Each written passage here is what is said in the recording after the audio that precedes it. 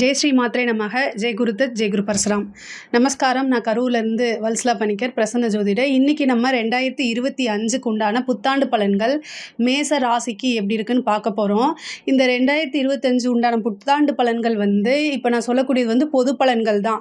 ஆனால் 100% அக்யூரேட்டான ஒரு பலன்கள் வேணும் அப்படின்னா உங்களுடைய இண்டிவிஜுவல் ஹாரோஸ்கோப்பில் கிரகங்களுடைய பொசிஷன் இப்போ என்ன திசாபுத்தி போயிட்டு இருக்குது, அப்புறம் கோச்சார நிலை, இது எல்லாமே நம்ம கால்குலேட் பண்ணி தான் 100% அக்யூரேட்டான பலன்களை சொல்ல முடியும். இருந்தாலும் இப்போ நான் சொல்லக்கூடியது 95% கரெக்டாக தான் இருக்கும். உங்களுடைய ஹாரோஸ்கோப்பும் ரொம்ப முக்கியமானது. இந்த 2025 எப்போ பிறக்குது அப்படின்னா மார்கழி மாதம் 16ஆம் தேதி, உத்திராட நட்சத்திரம், தனுசு ராசி, புதன்கிழமை, பிரதமை திதியில் இந்த வருஷம் பிறக்குது. 2025 நீங்கள் எடுக்கக்கூடிய ஒவ்வொரு முயற்சியுமே சக்ஸஸ் ஆகணும் அப்படின்னு உங்களுக்காக நானும் என்னுடைய அம்பாள் கிட்ட பிரார்த்தனை பண்ணிக்கிறேன். இந்த மேச ராசியை பொறுத்த வரைக்கும் இந்த 2025 நிறைய மாற்றங்களை உண்டு பண்ண போகுது. ஏன்னா சனி பயிற்சி இருக்குது, ராகுகேது பயிற்சி இருக்குது, குரு பயிற்சி இருக்குது. இந்த பெரிய 3 கிரகங்களும் இந்த 2025 பயிற்சி ஆகுது. அதில் ஃபஸ்ட்டு சனி பயிற்சி ஆகுது. இது இவ்வளோ நாளாக உங்களுக்கு நிறைய தொழில் ரீதியாக நிறைய மாற்றங்கள் இல்லாமல் இருக்கலாம். ஆனால் இந்த 2025 கண்டிப்பாக ஒரு சக்ஸஸ் உங்களுக்கு உறுதியாக உண்டு. உங்களுடைய அலட்சியத்தை நம்ம 7.5 சனி அப்படிங்கிறத பாதிப்பு போடவே கூடாது. அது மேலே பழியை போடக்கூடாது. பொதுவாக மற்ற ராசிகளுக்கு இல்லாதது உங்களுடைய ராசிக்கு இருக்குது. ஏன் அப்படின்னா குருவும் நல்ல பொசிஷனில் இருக்கார், ராகு கேதுக்களும் அருமையான பொசிஷனில் இருக்குது. இப்போ 7.5 சனி, அந்த 7.5 சனிங்கிறது உங்களுக்கு விரைய சனியாக தான் ஆரம்பிக்குது. இந்த 2025 மார்ச் மாதம் 29ஆம் தேதி சனி பயிற்சி ஆகிறாரு. அது உங்களுக்கு விரயச்சனி தான். விரயம் அப்படின்னா அது சுப விரயமாக மாற்றுறது உங்களுடைய கையில் தான் இருக்குது. ஏன்னா பிஸ்னஸை பொறுத்த வரைக்கும் நம்ம முதலீடு செய்கிறது கூட ஒரு விரயமாக எடுத்துக்கலாம். பட் ஆனால் உங்களோட உழைப்புக்கு ஏற்ற பலன்களை உறுதியாக சனி கொடுத்துருவார். 10, 11க்கு அதிபதி தான் சனி பகவான். உங்கள் ராசியை பொறுத்த வரைக்கும் அவர் தான் தொழில்ஸ்தானாதிபதி, லாபஸ்தானாதிபதி. நீங்கள் 12ஆம் இடத்துல இருக்கும்போது அதுக்கு உண்டான முதலீடாக அதை மாற்றிக்கங்க. கண்டிப்பாக புதுசாக நீங்கள் பிஸ்னஸ் ஆரம்பிக்கலாமா அப்படின்னா ஆரம்பிக்கலாம். இல்லை நீங்கள் பண்ணிகிட்ருக்க பிஸ்னஸவே வேறு மாதிரி மாற்றலாமா, இன்னும் கொஞ்சம் இன்வெஸ்ட் பண்ணி மாற்றலாமா அப்படின்னா அதுவும் சூப்பர் தான். ஆனால் தொழிலுக்காக நீங்கள் அதிகமான அலைச்சல்கள், வெளியூர் பிரயாணங்கள், வெளிமாநிலம், வெளிநாடு, இதெல்லாம் அடிக்கடி போயிட்டு வர மாதிரி இருக்கும். ஆனால் அது எல்லாமே உங்களுக்கு கடைசியில் ஆதாயமாக தான் இருக்க போகுது. நீங்கள் சனினால் பாதிப்பு உங்களுக்கு வரக்கூடாது அப்படின்னா 2 விஷயத்தை செய்யுங்க. இது கோவிலுக்கு போகக்கூடிய பரிகாரங்களில் உங்களுடைய லைஃப் ஸ்டைலை நீங்கள் மாற்றிக்கணும். அது எப்படி அப்படின்னா சனி பார்க்கக்கூடிய இடம் 2ஆம் இடமாக இருக்குது. அதாவது 3ஆம் பறவை 2ஆம் இடத்தை பார்க்குது. அதே மாதிரி 10ஆம் இடமும் 9ஆம் இடத்தை பார்க்குது. வீட்டில் இருக்கக்கூடிய பெரியவர்களை மதித்து நடக்கணும். அவங்கள தேவையில்லாமல் பேசாதீங்க. மெயினாக உங்களுடைய செயல்பாடுகளை அதிகப்படுத்தி பேச்சை குறைச்சிட்டிங்க அப்படின்னா 7.5 சனி அப்படிங்கிறது, அந்த விரயச்சனிங்கிறது உங்களுக்கு ஒன்றுமே செய்யாது. இந்த 2 வருஷம் நீங்கள் ரொம்ப சூப்பராக மாறிடலாம். ஆனால் இந்த 2025ங்கிறது ரொம்ப பீக்கான டைம் தான் மேச ராசியை பொறுத்த வரைக்கும். அதனால் நீங்கள் கண்டிப்பாக யூட்டிலைஸ் பண்ணிக்கணும். நீங்கள் குரு நல்ல பொசிஷனுக்கு வராரு. அதனால் எல்லாமே உங்களுக்கு அருமையாக இருக்குது. ஸோ இந்த இதை நீங்கள் கரெக்டாக யூஸ் பண்ணிக்கிறதுல தான் உங்களோட சக்ஸஸ் இருக்குது. பிஸ்னஸை பொறுத்த வரைக்கும் நல்லா இருக்குது. அதே மாதிரி உத்தியோகத்தில் இருக்கவங்களுக்கு ரொம்ப அருமையான வாய்ப்பு. உங்களுக்கு 6ஆம் இடத்துக்கு குருவோடைய பார்வை வருது. இது ரொம்ப ரொம்ப சூப்பராக இருக்குது. சனியும் குருவும் ஒரு விஷயத்தை பார்க்குறாங்கன்னா அந்த இடத்துக்கு வலுவான கிரகம் இருக்குது. இப்போ குரு 5ஆம் பார்வை 6ஆம் இடத்தை, அதாவது உத்தியோகஸ்தானத்தை தான் பார்க்குறாரு. இந்த மார்ச்சுக்கு அப்புறம் சனியும் அதை பார்க்குறாரு. அப்போ அந்த இடத்துல ரொம்ப ஸ்ட்ராங். அப்போ ப்ரொமோஷன், திடீர்னு ஒரு ப்ரொமோஷன், இடமாற்றங்கள், இந்த மாதிரி விஷயங்கள்லாம் கிடைக்கும். மே மாதத்துக்கு அப்புறம் உங்களுக்கு இடமாற்றம், நீங்கள் சொந்த ஊருக்கே போகணும்னு நினச்சிட்ருப்பீங்க. இல்லை இந்த பிளேஸில் போய் ஒர்க் பண்ணால் நமக்கு நிறைய பெனிஃபிட் இருக்கும் அப்படின்னு நினச்சிட்டு இருப்பீங்களே, அதெல்லாமே இந்த டைமில் வரும். புதுசாக வேலை வாங்குறதுக்கு உண்டான அமைப்பும் இருக்குது. நிறைய பேருக்கு படித்து முடிச்சுட்டு அந்த கேம்பஸ் இருக்குல்ல, அதுலேயே பிளேஸ்மெண்ட் ஆகிறதுக்கு நிறைய வாய்ப்பு இருக்குது. ஸ்டூடெண்ட்டெல்லாம் யூஜியாக இருந்தாலும் சரி, பிஜியாக இருந்தாலும் சரி, பிளேஸ்மெண்ட் இன்டர்வியூ அட்டன் பண்ணுங்கள். கண்டிப்பாக 100% உங்களுக்கு பிளேஸ்மெண்ட் இந்த வருஷம் உண்டு. மேச ராசியில் இருக்கவங்களுக்கு படித்து முடித்தோடனே நீங்கள் எதிர்பார்த்த வேலை கிடைக்கிறதுக்கு வாய்ப்பு இருக்குது. ஒரு சிலர் யூபிஎஸ் இதெல்லாம் ட்ரை பண்ணிட்டு இருப்பீங்களே, IAS, IPS, service commission exams எழுதிட்டு, பேங்க் எக்ஸாம்ஸ் எழுதிட்டு, ஏன்னா குரு வந்து உங்களுக்கு ஆஃப்டர் வந்து 18ஆம் தேதி மே மாதம் 18ஆம் தேதி குரு பெயர்ச்சி ஆகுறாரு. அப்போ அந்த இடத்துல 3ஆம் இடத்துக்கு தான் போகிறாரு. அப்போ வந்து நீங்கள் தேர்வு வந்து எழுதுறது எல்லாமே உங்களுக்கு வெற்றியாக தான் இருக்கும். ஆல்ரெடி எழுதுனவங்களுக்கு வந்து இது ரொம்ப சூப்பரான ரிசல்ட் உங்களுக்கு வரும். அந்த இது வந்து உங்களோட லைஃப் விஷயங்களையே நிறைய நல்ல மாற்றங்களை உருவாக்கி கொடுக்கும். ஆனால் நீங்கள் போடக்கூடிய எஃபர்ட் அப்படிங்கிறது ஒன்று இருக்குது. நீங்கள் நல்ல முறையில் உங்களோட முயற்சிகளை போடும்போது அதுக்குண்டான பிரதிபலன் பல மடங்காக பெருகி வரும். எல்லாமே நம்மளுடைய கையில் தான் இருக்குது. ஏன்னா படிக்கிறது வந்து பார்த்திங்கன்னா நிறைய எஃபர்ட் போட்டு படிக்கணும். போடக்கூடிய எஃபர்ட் அப்படிங்கிற ஒரு விஷயம் இருக்குது. ஸோ அதனால் நீங்கள் என்ன எஃபர்ட் போடுறீங்களோ, நீங்கள் எடுக்கக்கூடிய ஒவ்வொரு முயற்சிக்கும் பலாபலன் உறுதியாக உண்டு. நான் வேலை கிடைக்கும் அப்படின்னு சொன்னால் நீங்கள் ஆல்ரெடி அதுக்குண்டான முயற்சிகளை போட்டிருந்தா இப்போ அதுக்குண்டான வேலை ஷியோராக கிடச்சிருங்க. இந்த 7 சனியோடைய பாதிப்பு பெரிய லெவலில் உங்களுக்கு வராமல் இருக்கிறதுக்கு ஹனுமான் வழிபாடு பண்ணுங்கள். கம்பல்சரி வந்து சனிக்கிழமை அருமாருடைய வழிபாடை பண்ண ஆஞ்சநேயர் ஸ்லோகத்தை சொல்லுங்கள். உங்களுக்கு வந்து பெரியவங்களை மதிச்சு நடங்க. இதுதான் வந்து இந்த விரயச்சனி வந்து உங்களுக்கு பெரிய லெவலில் பாதிப்பை ஏற்படுத்தாமல் காப்பாற்றும். ஒவ்வொரு சனிக்கிழமையும் சூரியன் அஸ்தமனம் ஆனதுக்கப்புறம் ஆஞ்சநேயர் வழிபாடு பண்ணுங்கள். வீட்டில் இருக்கக்கூடிய பெரியவங்களை மதித்து நடந்துக்கங்க. அவங்களோட பிளெஸ்ஸிங்ஸை வாங்கிக்கங்க. அது வந்து உங்களைய வெற்றிக்கு உண்டான லெவலுக்கு, அதாவது வெற்றி உங்களுக்கு கிடைக்கணும் அப்படின்னா அந்த ஸ்டேஜுக்கு உங்களை கூட்டிகிட்டு போகும். ஏன்னா சனி வந்து வயதானவர்களை குறிக்கக்கூடியது, அதுவும் வீட்டில் இருக்கக்கூடிய வயதானவர்களை குறிக்கக்கூடியது. ஸோ அதனால தான் இந்த விஷயத்த நான் ரொம்ப அழுத்தி சொல்கிறேன். படிப்பை பொறுத்த வரைக்கும் கண்டிப்பாக கவனம் தேவை. ஏன்னா படிப்பு ஸ்தானத்துக்கு வந்து குருவோடைய பார்வை எதுவுமே கிடையாது. அதனால் படிப்பை பொறுத்த வரைக்கும் கண்டிப்பாக நீங்கள் வந்து முயற்சி பண்ணிக்கிட்டே இருக்கணும். இந்த 7 சனி வந்து படிப்புங்கிற விஷயத்தை வந்து ரொம்ப டிஸ்டர்ப் பண்ணும். நீங்கள் புக்கை எடுத்தாலே உங்களுக்கு வேறு மைண்ட் செட்டப் வரும். சுத்தமாக வந்து நாட்டம் இருக்காது. கல்வியில் வந்து உங்களுக்கு நாட்டம் இருக்காது. என்ன பண்ணலாம் அப்படிங்கிறது தோணும். ஞாபக சக்தி வந்து குறையும், டைவர்ட் ஆகும். அப்போ வந்து அதுக்குண்டான ப்ராக்டிஸை நீங்கள் தான் எடுக்கணும். மெடிடேஷன் பண்ணிவிட்டு நம்ம படிக்கணும்னு எழுதி பாருங்கள். அதை மைண்டுக்குள்ளே ப்ரிப்பேர் பண்ணுங்கள். செல்ஃபாக மோட்டிவேட் பண்ணிக்கங்க. படிப்பு நம்மளோட லைஃபுக்கு ரொம்ப முக்கியமானது அப்படின்னு. இல்லை அப்படின்னா படிப்பில் நீங்கள் நினைத்த மார்க், அதாவது நீங்கள் எதிர்பார்த்த ரிசல்ட் அப்படிங்கிறது உங்களுக்கு கிடைக்காம போயிடும். அதனால் படிக்கக்கூடிய குழந்தைங்க, அது வந்து ஸ்கூலாக இருந்தாலும் சரி, காலேஜாக இருந்தாலும் சரி, ஏன் பிஜியாக இருந்தாலும் சரி, மேச ராசியில் பிறந்தாங்க அத்தனை பேருமே வந்து படிப்பில் ரொம்ப கவனம் செலுத்தணும். ஃபோக்கஸ் இல்லை அப்படின்னா நீங்கள் எதிர்பார்த்த ரிசல்ட் கிடைக்காது. அதனால் ரொம்ப கவனமாக இருக்கணும். திருமணத்தை பொறுத்த வரைக்கும் குரு வந்து பயிற்சி ஆனதுக்கப்புறம் உங்களுக்கு குரு வந்து உங்கள் ராசிக்கு 3ஆம் இடத்துக்கு போவார்.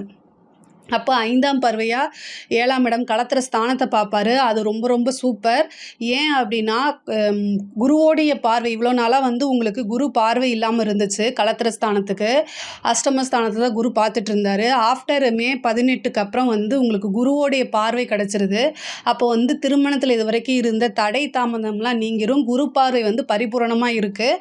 அதனால் திருமணம் அப்படிங்கிறது அந்த திருமண பிராப்தம் அப்படிங்கிறது உறுதியாக இந்த வருடம் உங்களுக்கு உண்டு. அதுக்குண்டான முயற்சிகளை நீங்கள் பண்ணணும். அதே மாதிரி கணவன் மனைவியிடையே இந்த பிரச்சனைகள்லாம் சால்வ் ஆயிரும். இவ்வளோ நாளாக வந்து 7 சனி அப்படிங்கும்போது நான் ஆல்ரெடி சொல்லிட்டேன். பேச்சு அப்படிங்கிறத, ஏன்னா அது வாக்கு ஸ்தானத்தை அவர் பார்க்குறாரு. அவருடைய பார்வை எங்கே படுதோ அந்த இடத்துல வந்து ரொம்ப அமைதியும் நிறுத்தி நிதானமாக செயல்பட்டாலே நீங்கள் சக்ஸஸ் பண்ணிட முடியும். ஆனால் இந்த 7 சனி வந்து சும்மா விடாது. சும்மா ஏதாவது ஒரு விஷயத்தை வந்து பேச தோணும், அது சண்டையாக மாறிடும். ஏன் அப்படின்னா சனியுடைய பார்வை வந்து 2ஆம் இடம் குடும்பஸ்தானத்துக்கு இருக்குது. அப்போ என்ன பண்ணணும் அப்படின்னா குடும்பத்தில் அமைதியாக போகணும், பேச்சை வந்து கவனம் இருக்கணும். ஏன்னா குருவும் வந்து 2ஆம் இடத்துலேருந்து பெயர்ச்சி 3ஆம் இடத்துக்கு போயிடுறாரு. அப்போ குடும்பஸ்தானத்துக்கு வந்து சனியோடைய பார்வை மட்டும்தான் இருக்குது. எங்கே வந்து குரு பார்வை இல்லாமல் சனியோடைய பார்வை மட்டும் இருக்கோ அங்கே வந்து சிக்கல்களை ஏற்படுத்தும். அதனால் நிறுத்தி நிதானமாக குடும்பத்தில் வந்து வாக்குவாதம் செய்யாமல் இருக்கிறது நல்லது. உங்களுக்கே தெரியும் உங்கள் மேலே மிஸ்டேக் இல்லைன்னா கூட சம்டைம் நீங்கள் அமைதியாக போகிறது ரொம்ப பெட்டரு. குடும்பம்னு இருந்தால் அனுசரித்து தான் போகணும். அதனால் நீங்கள் மனைவியாக இருந்தாலும் சரி, கணவராக இருந்தாலும் சரி, ஒருத்தரை அண்டர்ஸ்டாண்ட் பண்ணி போகிறது ரொம்ப ரொம்ப முக்கியமானது. இல்லை அப்படின்னா சனியோடைய பார்வை வந்து 2ஆம் இடத்தை பார்க்குது. 6ஆம் இடம்ங்கிறதான் வந்து சண்டை சச்சரவுகளை குறிக்கக்கூடியது, கோர்ட்டு கேஸு குறிக்கக்கூடியது. அப்போது என்ன ஆகும் அப்படின்னா குடும்பத்தில் ஏதாவது ஒரு பிரச்சனையாக அது டைவர்ஸ் வரைக்கும் போகிறதுக்கு உண்டான வாய்ப்புகள் இருக்குது. அதனால் ரொம்ப ரொம்ப அமைதியாகவும் நிதானமாகவும் இருக்கிறது ரொம்ப அவசியமானது. கலைத்துறை சம்மந்தப்பட்டவங்களுக்கு ரொம்ப ரொம்ப பேடாக தான் இருக்குது. எல்லா விஷயங்களுமே வந்து ஒவ்வொன்றா நீங்கள் ஜாக்கிரதையாக செய்யணும். இல்லை அப்படின்னா உங்களுடைய கெரியர் வந்து ஸ்பாயில் ஆகிறதுக்கு உண்டான வாய்ப்புகள் இருக்குது. ஏன்னா சனியுடைய பார்வை 9ஆம் இடத்துக்கு இருக்குது. பேர் புகழ் எல்லாத்தையுமே அழிக்கக்கூடிய வாய்ப்புகள் இருக்குது. அதாவது குருவோடைய பார்வையும் இருக்குது. பட் ஆனால் வந்து சனியோடைய பார்வை தான் ஃபஸ்ட்டு வருது. அதனால் மே மாதம் வரைக்கும் ரொம்ப ஜாக்கிரதையாக இருங்க. உங்களுக்கு ஒரு வாய்ப்பு வருதுன்னா கூட உங்களை அதை மிஸ்யூஸ் பண்ணுறதுக்கு உண்டான வாய்ப்புகள் இருக்குது. அதனால் இந்த வாய்ப்பு நமக்கு எதனால் வந்துச்சு, எதுக்காக இந்த ஆஃபர் நமக்காக கொடுக்குறாங்க அப்படிங்கிறத யோசிங்க. உங்களோட வெல்விஷர் கிட்ட கலந்து ஆலோசிச்சுட்டு அதுக்கப்புறம் உங்களுக்கு வரதை நீங்கள் யூஸ் பண்ணிக்கோங்க. பொதுவாகவே கவனமாக அவேர்னஸாக இருக்கிறது நல்லது. கலைத்துறை சம்மந்தப்பட்டவங்களுக்கு நெகட்டிவான அல்லது பேர் கெட்டு போகிறதுக்கு உண்டான வாய்ப்புகள்லாம் இருக்குது. அதனால் ரொம்ப கவனமாக இருக்கணும். அரசியல் துறை சம்மந்தப்பட்டவங்களுக்கு பதவி ஸ்தானத்துக்கு வந்து குருவோடைய பார்வையை வேறு எந்த அனுகிரகமுமே கிடையாதுங்க. ஸோ அதனால் ரொம்ப ரொம்ப கவனமாக இருக்கணும். 7 சனியோடைய பாதிப்பு நீங்கள் பொதுமக்கள் கிட்ட பேசும்போதும் சரி, மீடியா கிட்ட பேசும்போதும் சரி, கவனத்தோடு பேசலை அப்படின்னா பெரிய லெவலில் பிரச்சனைகள் வரும். அதே மாதிரி மக்களுடைய சப்போர்ட் அப்படிங்கிறது, ஆதரவுங்கிறது வந்து கிடைக்காம போகிறதுக்கு உண்டான வாய்ப்புகள் இருக்குது. தலைமை இடத்துலேருந்து உங்களோட பேர் வந்து கொஞ்சம் கெட்டு போகிறதுக்கு உண்டான வாய்ப்புகள் இருக்குது. அதனால் இதெல்லாமே வந்து என்ன பண்ணணும் அப்படின்னா ரொம்ப ரொம்ப கவனமாக ஹேண்டில் பண்ணிட்டீங்கனாலே உங்களுக்கு பெரிய லெவலில் பிரச்சனைகள் வராது. அரசியல் துறை அல்லது அரசாங்க துறையில் இருக்கிறவங்க கவனமாக தான் இருக்கணும். நீங்கள் வந்து என்னென்னா முக்கியமாக அரசாங்க துறையில் வேலை பார்க்கக்கூடிய அதிகாரிகளாக இருக்கிறீங்க அப்படின்னா சனியோடைய பார்வை எங்கெல்லாம் வருதுன்னு பார்த்துக்குங்க. அதாவது ராகு வந்து உங்களுக்கு 11ஆம் இடத்துக்கு வராரு, கேது வந்து 5ஆம் இடத்துக்கு வருது. அப்போ ராகு கேதுக்கள்னால பெரிய பிரச்சனைகள் இல்லை. ஆனால் ராகு வந்து 11ஆம் இடம்ங்கும்போது ஆசை அபிலாசைகளை தூண்டி விடும். ராகுவோடைய வேலையே என்னென்னா ஆசை அபிலாசைகளை தூண்டி விடுறதுலே பிரதான வேலை அவரோடது தான். ஸோ அவர் தூண்டி விடும்போது இந்த 7 சனி என்னென்னா உங்களுக்கு எப்படா வேலை செய்யலான்னு காத்துக்கிட்டே இருக்கும். அப்போ வந்து உங்களுடைய எண்ணங்கள் ஆசைகள் அதிகமாகி புத்தியை வந்து மழுங்கடிச்சிரும். அப்போது நமக்கு இது நல்லது அப்படின்னு சொல்லி பேராசை வந்து பெருநஷ்டத்தில் தான் முடியும். ஸோ அதனால் அரசாங்கத்துறையில் இருக்கிறவங்க வந்து நமக்கு ஒரு விஷயம் ஏதாவது கிடைக்கிது, டெண்டர் கிடைக்கிது, இல்லை வந்து நீங்கள் வந்து கீழ் லெவலில் வேலை செய்கிறீங்க, ஒரு அசிஸ்டன்ட் லெவலில் வேலை செய்கிறீங்கனாலும் ஹையர் அஃபிஷியல் வந்து உங்களுக்கு ஃபோனில் இன்ஸ்ட்ரக்ஷன் கொடுக்குறது, இல்லை வந்து ரிட்டன் ஆர்டர் இல்லாமல் ஒரு விஷயத்தை செய்ய சொல்கிறதெல்லாம் நீங்கள் செஞ்சு மாட்டிக்காதீங்க. இது நிறைய பேத்துக்கு நடந்திருக்கு. அதனால தான் இவ்வளோ தூரம் சொல்கிறேன். ஏன் அப்படின்னா ஒரு சிலருக்கு வந்து மேலே அஃபிஷியல் ஆர்டர் இல்லாமல் இதை செய்யுன்னு சொல்லுவாங்க. கடைசியில் அதில் ஏதாவது பிரச்சனை வரும்போது உங்களுக்கு தான் மெமோ இஷ்யூ ஆகும். அதனால் நீங்கள் தான் சஸ்பெண்ட் ஆவீங்க. ஸோ அதனால் அதை பார்த்து இருங்க. நீங்கள் ஏதாவது தப்பு செய்கிறதுக்கு முன்னாடி யோசிச்சுக்கணும். 7 சனியில் தப்பு செஞ்சால் கண்டிப்பாக வந்து அதுக்கு உண்டான பனிஷ்மெண்ட் கிடச்சிரும். சனி வந்து ஒரு நேர்மையான கிரகம், ஜட்ஜ்மெண்ட் மாதிரி. நீங்கள் என்ன தப்பு செய்கிறீங்களோ இமீடியட் ரிசல்ட் கிடச்சிரும். அதனால் ரொம்ப ரொம்ப கவனமாக இருக்கணும் அரசாங்கத்துறையில் இருக்கிறவங்க. பெண்களை பொறுத்த வரைக்கும் இது வந்து ரொம்ப நல்லா இருக்குது. பொதுவாக குடும்பத்தில் நான் சொன்ன மாதிரி அனுசரித்து போயிட்டாலே பெரிய லெவலில் உங்களுக்கு பிரச்சனைகள் வராது.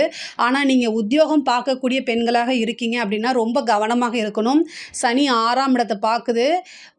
நீங்கள் வேலை செஞ்சுட்ருப்பீங்க. பட் ஆனால் உங்கள் மேலே சில பேர் ஜெலஸ் ஆவாங்க. அதனால் வந்து பிரச்சனைகளை சந்திக்கிற மாதிரி வரும். வீட்டில் நிம்மதியில் நீங்கள் வேலை பார்க்க போனால் கூட வெளியிலையும் வந்து பாலிடிக்ஸ் பண்ணி நீங்கள் வேலை பார்க்கணுமாங்கிற எண்ணத்தை உருவாக்குறதுக்கு உண்டான வாய்ப்பு இருக்குது. பட் ஆனால் ஒரே ஒரு விஷயம், நீங்கள் இங்கே வேலை பார்த்தா மட்டும் கிடையாதுங்க. எங்கே வேலை பார்த்தாலும் கண்டிப்பாக போட்டி பொறாமைகள் இது எல்லாமே வந்து தாண்டி நீச்சல் அடித்து தான் நீங்கள் வந்து சக்ஸஸ் பண்ணுற மாதிரி இருக்குது. ஸோ அதனால் நீங்கள் இருக்கக்கூடிய ஜாபை வந்து விட்டுறாதீங்க, குயிட் பண்ணிடாதீங்க. பட் ஆனால் எதுவாக இருந்தாலும் முன்னேற முடியும். போராடணும் அப்படிங்கக்கூடிய எண்ணங்களை அதிகப்படுத்திக்கங்க. கண்டிப்பாக சக்ஸஸ் இருக்குது. எந்த வருஷமும் இல்லாமல் இந்த 2025 மேசராசியை பொறுத்த வரைக்கும் பெண்களுக்கு ரொம்ப ரொம்ப சூப்பராக இருக்குது. இந்த வருஷத்தில் நீங்கள் எடுக்கக்கூடிய அத்தனை முயற்சிகளுமே சக்ஸஸ் ஆகும். உங்களுடைய மெயினான எண்ணங்கள், அதாவது உங்களுடைய கனவுன்னு இருக்கும் இல்லையா, அந்த கனவு எல்லாமே பலிக்கக்கூடிய காலகட்டமாக தான் இந்த வருஷம் உங்களுக்கு இருக்க போகுது. அதனால் நீங்கள் என்ன செய்யணும்னு நினைக்கிறீங்களோ அதை அப்படியே வந்து முயற்சியாக போடுங்க. கண்டிப்பாக உங்களுக்கு அந்த காரியம் வந்து கை கொடுங்க. இந்த 14ஆம் தேதி மே மாதம் வந்து 14ஆம் தேதி ராகு கேது பயிற்சி ஆகுது. ராகு வந்து 11ஆம் இடத்துக்கு நல்ல லாபங்கள் உங்களுக்கு கிடைக்கும். அதே நேரத்தில் கேது 5ஆம் இடத்துக்கு வருது. 5ஆம் இடம்னா புத்திரஸ்தானம். ஸோ கல்யாணம் ஆகி ரொம்ப நாளாக உங்களுக்கு பேபி ஃபார்ம் ஆகலை அப்படின்னா நீங்கள் வந்து IVF டெஸ்ட் பேபிக்கெலாம் ட்ரை பண்ணிகிட்டு இருப்பீங்க இல்லையா, அது ஃபெயிலியராக இருந்தால் கூட இந்த டைம் வந்து ஒரே ஒரு டைமு குலதெய்வ வழிபாடு பண்ணுங்கள். இந்த குலதெய்வ வழிபாடு பண்ணி முடிச்சுட்டு நீங்கள் என்ன செய்யுங்கன்னா புற்று வழிபாடுக்கு பண்ணுங்க. அதாவது வந்து புற்று வழிபாடுனா பாம்பு அங்கே இருக்கணும். அந்த அந்த அந்த புற்றுல போய் வழிபாடு பண்ணிட்டு சேஃப்டியாக பண்ணுங்க. கடைசியில் ஏதாவது ஒரு ப்ராப்ளம்னா ஜோசியர் தான் சொன்னாங்கன்னு சொல்லிடாதீங்க. சேஃப்டியாக பண்ணுங்க. அந்த புத்து மண்ணை எடுத்து நெத்தியில் வச்சுட்டு நல்லபடியாக வேண்டிக்கங்க. வேண்டிட்டு அதாவது ஆணாக பிறந்தால் நாகராணி அந்த மாதிரி பேர் வைக்கிறதாவும், பெண்ணாக பிறந்தால் நாகராஜா அப்படின்னு ஃபஸ்ட்டு பேர் வைக்கிறதா வேண்டிக்கங்க. அதுக்கப்புறம் உங்களோட இஷ்டத்துக்கு பேர் வச்சுக்கோங்க. ஆனால் டெஸ்ட் டியூப் பேபிக்கு போகிற மாதிரி இருந்தால் இந்த டைமில் ட்ரை பண்ணுங்கள். கண்டிப்பாக 100% அது சக்ஸஸ் ஆகும். ஏன்னா புத்திர ஸ்தானத்தில் வந்து ராகு கேதுக்கள் போகும்போது செயற்கை முறை கருத்தரிப்புக்கு வந்து ரொம்ப ஹெல்ப்ஃபுல்லாக இருக்கும். இது வந்து சக்ஸஸ் பண்ணி கொடுத்துரும்.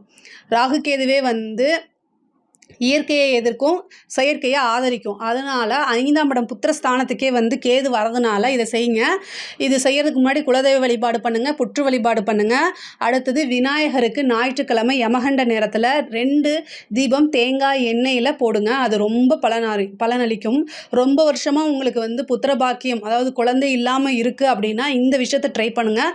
100% சக்ஸஸ் ஆகும். மேச ராசியை பொறுத்த வரைக்கும் 2025 அப்படிங்கிறது வந்து ஒரு நிறைய பெரிய நல்ல மாற்றங்கள் வருது. பெரிய வகையில் சக்ஸஸை கொடுக்கக்கூடிய வருஷமாக தான் இந்த இது இருக்குது. இதில் ஏதாவது உங்களுக்கு சந்தேகங்கள் இருக்குது அப்படின்னா கமெண்ட்ஸில் கேளுங்க. நான் கண்டிப்பாக ஆன்சர் பண்ணுறேன். நம்மளுடைய சேனலை லைக் பண்ணுங்கள், ஷேர் பண்ணுங்கள், சப்ஸ்கிரைப் பண்ணுங்கள். நன்றி, வணக்கம்.